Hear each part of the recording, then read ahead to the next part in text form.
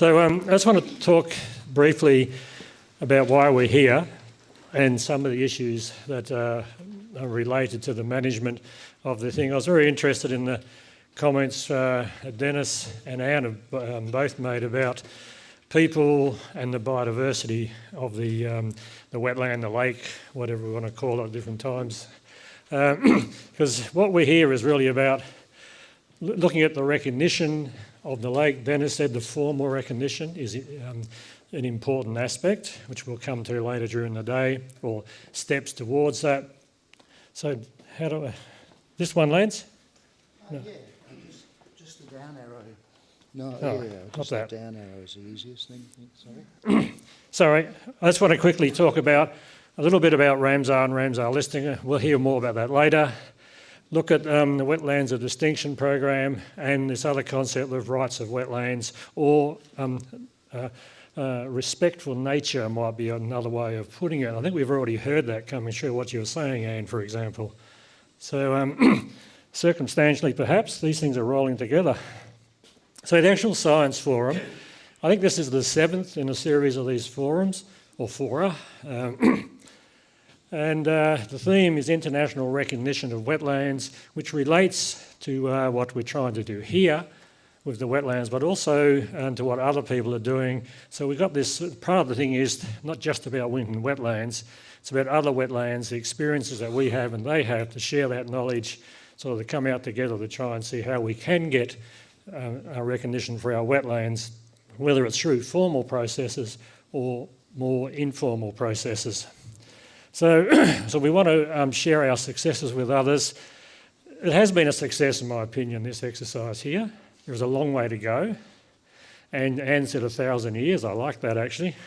Dennis, you and me are going to be long gone as well. So, but almost by necessity, it is an ongoing program, because humans have changed the landscape so much. And this shows it here, all the dead trees, for example. We have a lot to do, people in the future have a lot to do to realise and maintain the values that we see in the lake or the wetlands, and we want to keep them, but they will change around us as well.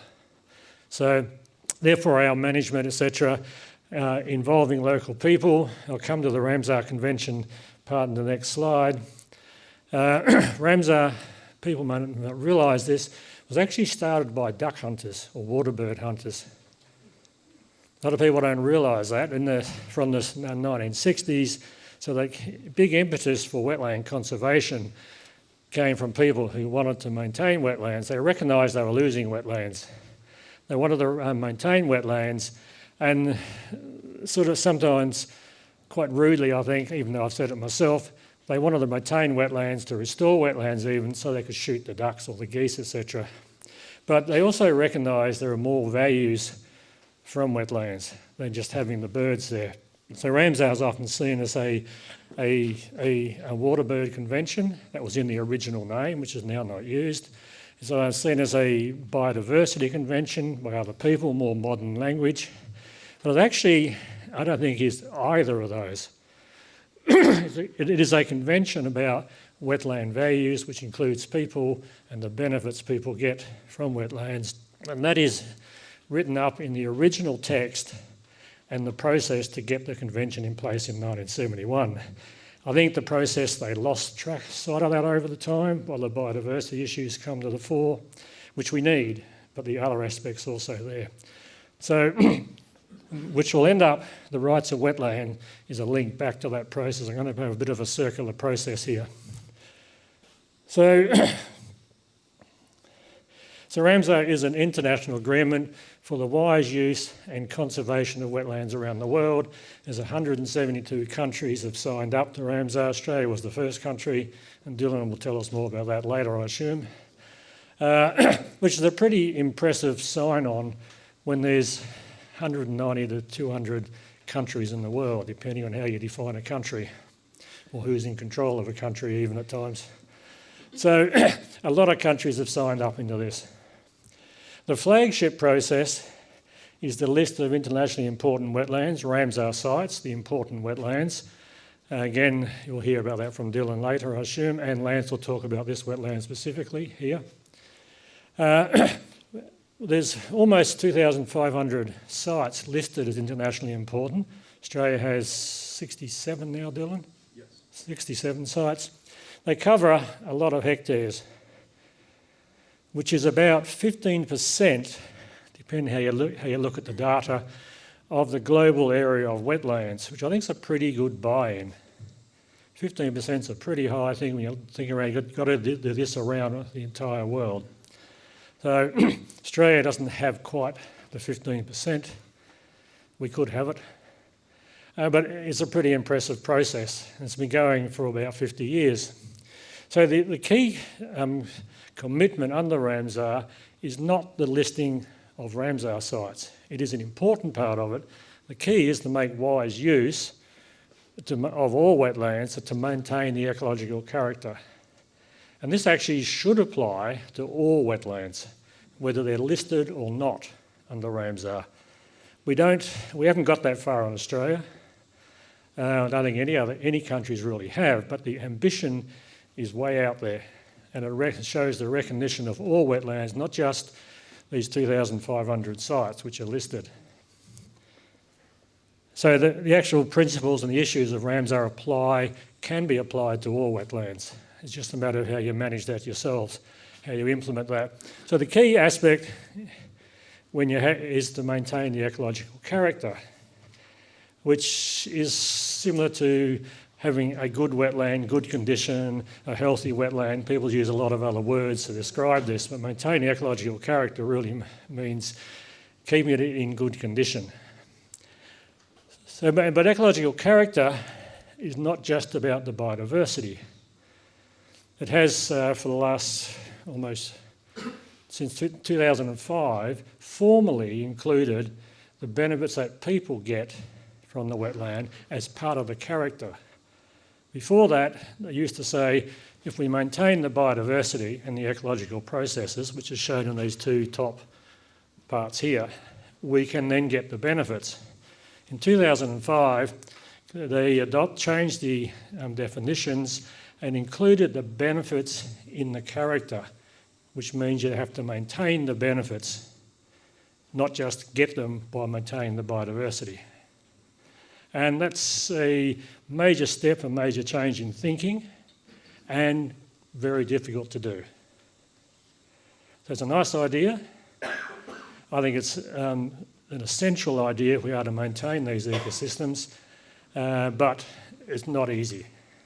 So you need a lot of work, and you need to involve people, the benefits people get, which brings in the fact, if you want to maintain the benefits, a lot of the benefits we get from wetlands are there because we have a social system so that people can get the benefits.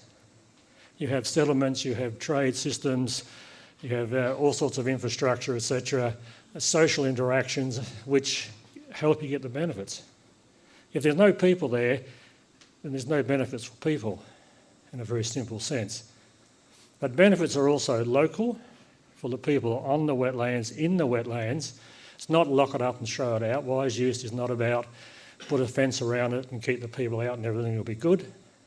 It's about including the people. So local people get benefits, but people further afield get benefits as well. So how you balance those different views or interests or beneficiaries, the beneficiaries have different views.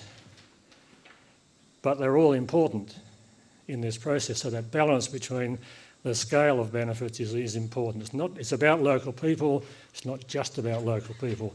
And climate change is one of those issues which is about the whole planet. Wetlands are important in climate change because of the carbon storage issue. But people focus on the carbon storage issue. Wetlands are also the biggest natural emitter of greenhouse gases. And if you mismanage them, it gets worse. So the process out there, carbons emit carbon gas. I won't go into the chemistry of that, but we can retain it and work on some of them to increase the storage, but not them all. Some of the people around the world have said, well, if wetlands are such a problem with carbon gases, for example, let's just drain all the wetlands and put rice fields there. make better use of them. There's two problems with that. It doesn't quite work that way in the chemistry. The balance isn't just a straight switch, but then you'd lose all the other benefits. You'd get more food, which is a benefit, but you lose everything else. So it's a complex process, but it is about maintaining the wetland. You have to set a reference condition, you have to monitor, etc. to be able to do that. You have to manage for it. So that's the Ramsar process, which we'll hear about there. Just quickly to finish, wetlands of distinction. This is a non-government process which gives recognition to wetlands. It started in the US. The Society of Wetland Scientists started this scheme. It's to raise public awareness of wetlands and their many benefits to the human health and the environment.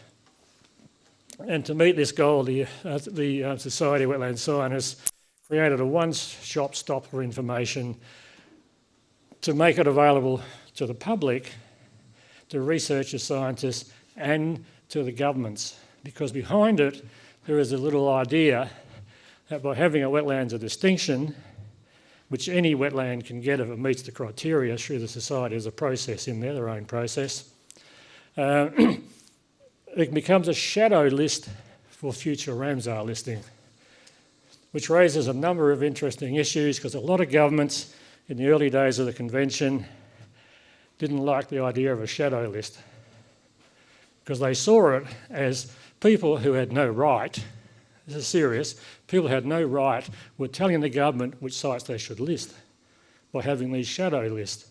So they actually removed the shadow listing from the processes of the convention. It was referred to openly up until about the early 90s.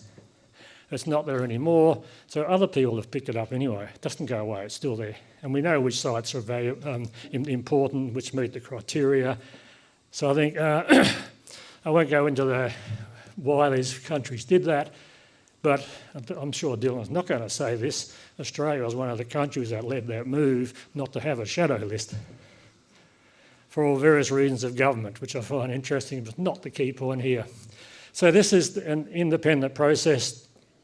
Winton Wetlands in 2020 became the first site outside the US to get this distinction. And that was due to Lance and Lisa and people there. I think we should thank you for doing that because we do have recognition. It's non-government, it's informal, but it's still a flag. And I like this part about it can be seen as a shadow listing process.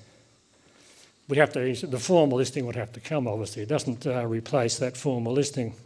There's just some of the links we had for these different processes. Now, I just want to finish on this other concept of rights of wetlands. So those of you who, so the next slide actually, were here, I can't remember which year now, we had two people from New Zealand here for 2 years in a row at one of these forums. And they talked about the process in New Zealand where they've given rights to a river system in New Zealand, to the entire river. Right, New Zealand's only a small country compared to Australia, but they have done it through the Maori people and given them these rights, which puts responsibilities on people to then look after the wetland, or the river system here. Now, this has been extended to look at all wetlands, a proposal to extend it to look at all wetlands. And the part about it here is I've circled these here, or these big ovals. It's the river in this case becomes a legal person under their law. It's a radical step, but then people say we can't do that. In 1970 they were saying you can't have an international convention on wetlands, organised by non-government people, organised by duck hunters, who then gave it to governments. And we have 50 years of Ramsar with 15% of the world's wetlands recognised and listed and supposedly managed to maintain their ecological character.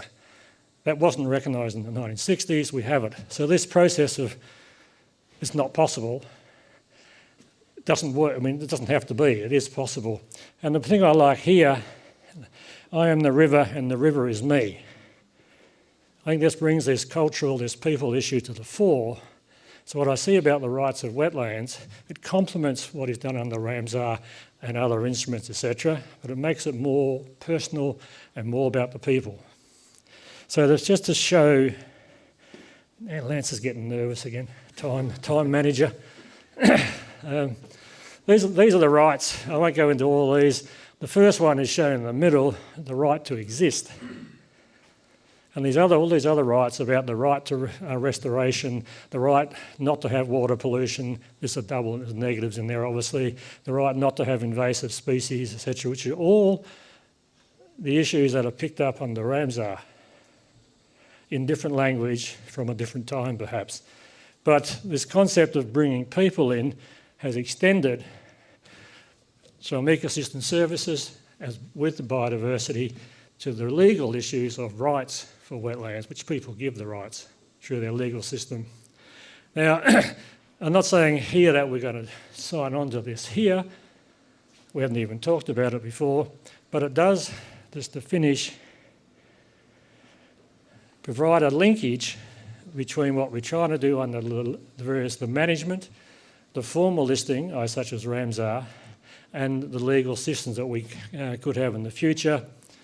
It's a difference in language, but I see it as complementary. If you think about the main issue, main obligation under Ramsar is to maintain the ecological character. Under the rights approach, it's the right of the wetland to exist. I don't see much different when you start to look at all the other, 8 rights, linking into this one, the right to exist. It's the same, as my opinion, as maintaining the ecological character. Governments as a whole, through the Ramsar Convention, have seen this issue of rights. We took it to them last year, and they've sort of said, no, we don't want to go there. It's for a whole host of reasons. I actually see it as very much the same, and it's a more powerful tool, or a powerful tool, to reinforce people's involvement in wetlands, as we saw from our Maori visitors 3 or 4 years ago, who had the hall like this enthralled with what they were saying and how they were doing it. But they also said, if it's a 24-hour clock, this process of recognising rights, we're only 3 minutes into it. So give us a chance in the process of managing. I think that sums up where Whitten Wetland is through the recognition and the practice. So I'd like to congratulate the people who've been doing that. Not Dennis, he's just in charge, the figurehead. An important role, of course, but Lance and Lisa are not here and all the others. So, and I'd like to work with these people in the future and hope many of you can, to maintain the ecological character of these wetlands, and if we can, to get these formal listings, etc. So thank you and welcome.